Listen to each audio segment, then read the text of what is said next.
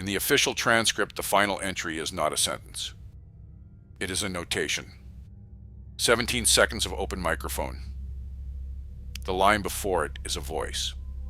Quote, "It is hovering, and it's not an aircraft." End quote.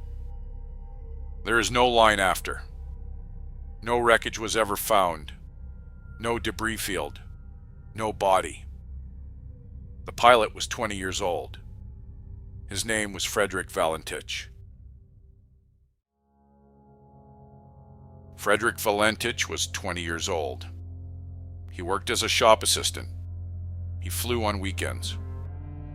He had about 150 hours in the air and a rating that allowed him to fly at night, but only where he could see. On the afternoon of the 21st of October, 1978, he walked into the briefing office at Moorabbin Airport outside Melbourne and filed a flight plan. Moorabbin to King Island, across Bass Strait and back. He told the briefing officer he was picking up friends. He took 4 life jackets with him. His aircraft was refueled. He did not get out of the cockpit.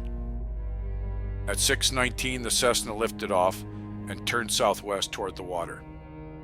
The last of the daylight was going out over Bass Strait.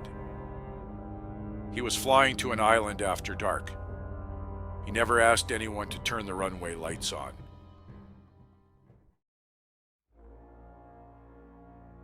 At 6 minutes past 7, Valentich called Melbourne Flight Service.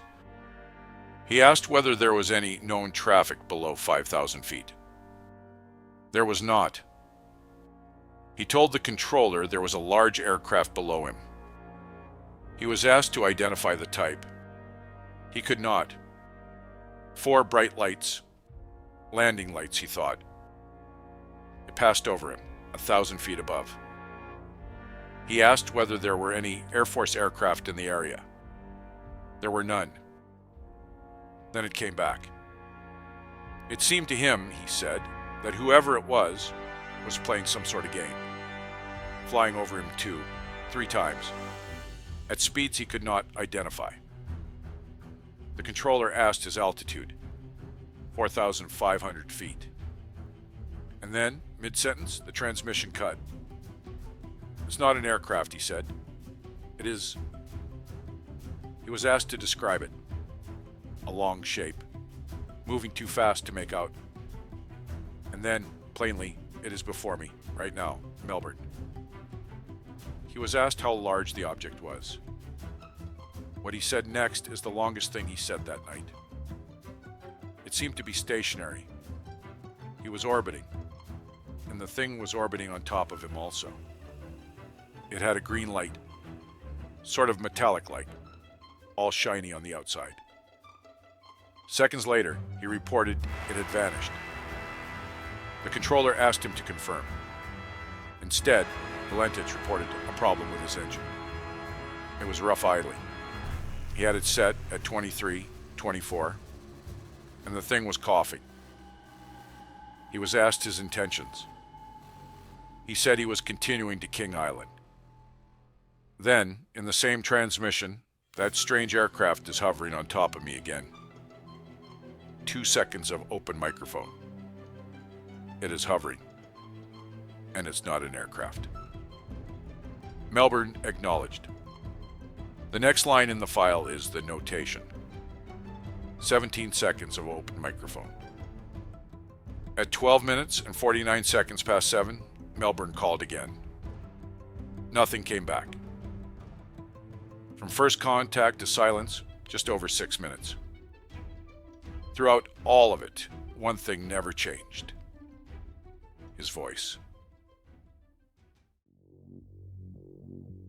The search began that night.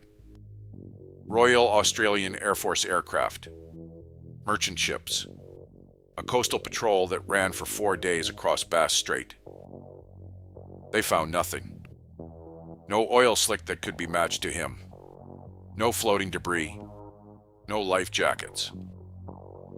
On the 25th of October, the search was called off.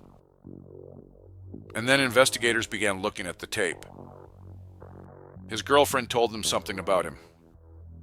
In any unexpected situation, any situation out of the ordinary, he perspired heavily and his voice changed. It is in the file. So the investigators listened again to a 20-year-old pilot describing an object he could not identify, orbiting above his aircraft over open water at night. And they wrote down what they heard. His voice remained matter-of-fact and completely normal. Then they went to King Island. No one was waiting for him. He had told the briefing officer he was picking up friends. There were no friends. Privately, he had told others something different, that he was going to collect crayfish. So investigators asked. A local crayfisherman was interviewed 3 days later. He was not fishing that week. He had not fished since June. The name Valentich meant nothing to him. There were no crayfish available on the island that night. What stock existed had sold out that afternoon. One order had been placed for the following day. It was not his. No hotel room had been booked. No arrangement had been made for the runway lights. And there was one more thing. Before he left Melbourne that evening, he told his girlfriend he would meet her at 7:30. At 7:30, by his own flight plan, he would still have been over water.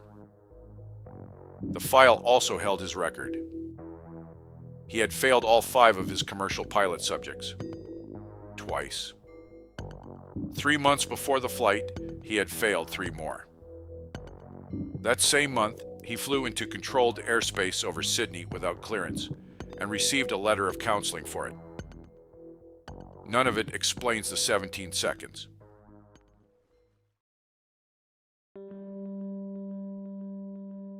Three years later, an investigator sat down to write the analysis. It was never published. The public summary released in 1982 runs 3 pages. Its conclusion is a single sentence. The reason for the disappearance of the aircraft has not been determined. The internal file runs to 64 pages. And it says something the summary does not. The investigator wrote that if the flight had proceeded as planned and the aircraft had gone into the sea, wreckage would most probably have been sighted. None was? His conclusion. It seems likely that the aircraft did not crash in the sea between Cape Otway and King Island. The government's own investigator did not believe the aircraft went down where everyone was looking. And the document that reached the public did not say so. The file goes further. Attached to it is a coverage chart, a map of where VHF radio reached at low altitude. It was drawn to answer one question. If Valentich had flown somewhere other than King Island, how far could he have gone and still been heard? The investigator noted, almost in passing, that such a chart would not have been available to the pilot. That line only makes sense if someone had considered that he used one. No trace of the aircraft was ever recovered, except, possibly, for one piece. In May of 1983, a fragment washed up on a beach on Flinders Island, 300 kilometers from where he vanished. It was an engine cowl flap from a Cessna. Aluminium, once painted white, heavily eroded by the sea. Its serial number range included Delta Sierra Juliet. The steel bolt that held it appeared to have failed on impact or in flight, not by corrosion. No other Cessna was missing in those waters. Investigators asked a naval research laboratory whether the sea could have carried it that far. The answer came back that a storm that year had produced currents strong enough, currents that occur roughly twice in every 1,000 readings. Possible?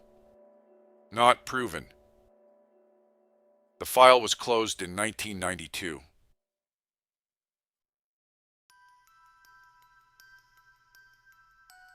Frederick Valentich has never been found. Neither has the Cessna. Not the airframe. Not the engine. Not one of the 4 life jackets he carried on board. 47 years have passed. No wreck site has been located.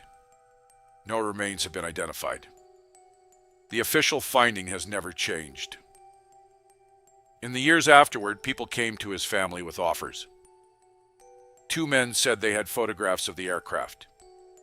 They wanted $10,000.